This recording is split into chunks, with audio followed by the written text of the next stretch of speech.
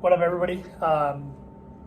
Everybody seems to be doing like a how my rifle is set up video, and I don't really care. My rifle is going to be set up different than yours. Your rifle is going to be set up different than mine.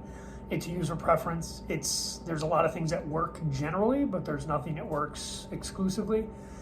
So every rifle setup is going to be very, very different.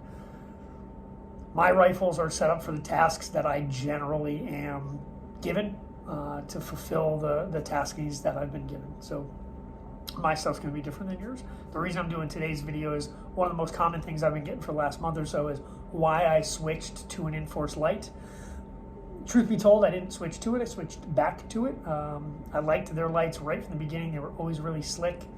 I liked the switches, stuff like that, but they had design issues, and a lot of new companies have rocky starts. Not the end of the world. When I was at Big Daddy Unlimited, their Epic shoot last month, I got to mess around with them. I got to meet the people that deal with them, and I really got an in-depth kind of lucky guy bit of insight on what's coming and how they work. It re-stoked the fact that I really, really do like those lights. I was running a stream light. This is their ProTac. This is a common light. A lot of people are running it. It's a tape switch. I keep mounted on the top. But what I didn't like about this was this just kind of catch point, places for things to get caught, snagged on. Tape switches are fine, but what I've always found I don't want to say always, the most common problem I've found with lights like this is the wire is a weak point. It's a point of failure, and it happens a lot. Yes, I can unscrew this, throw out the tape switch, and put the button switch on there, but I don't do this very often. This is a much more natural position for my hand to be in.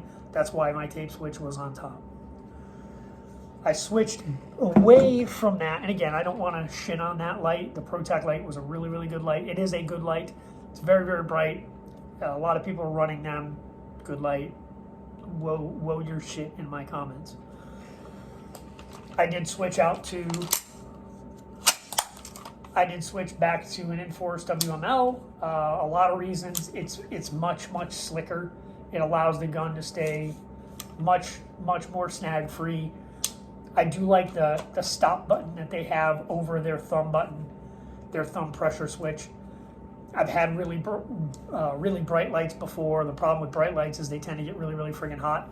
That when you stow it and something moves against it, I've had really bright lights melt bags. That gets counterproductive, especially when you're trying to go through like customs or you're trying to go through an airport and all of a sudden everything smells like burning plastic. Not a good thing.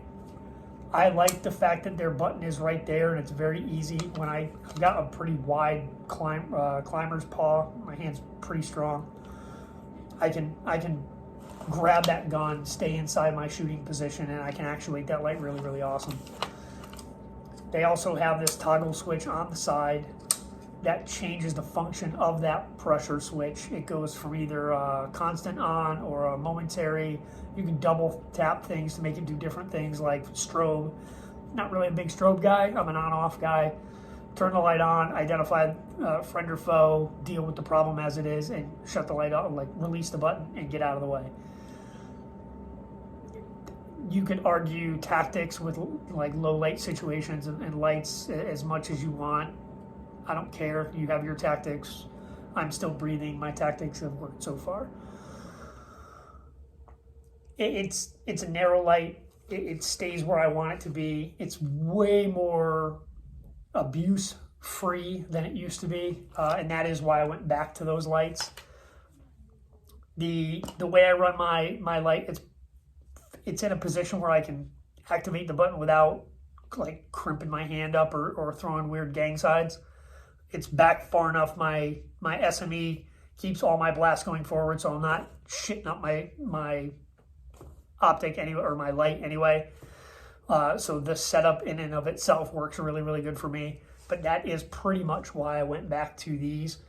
They do have their wild light for handguns. I'll be switching out my TLRs, and I'll be going to that here in a little while too, but that'll be a video when I actually do it. Every gun I have has a light on it, either a white light or a white light and IR. They do have an IR version of that. I'll be picking one up a little while later on. But every weapon I have has a light for that identification of threat reason, and I really do like the Inforce light. I'll be sticking with it for quite a while unless something drastic happens and I like lose a hand. But keep shooting, stay good. Remember, you're a shitty human being, and nobody probably likes you, so do it up.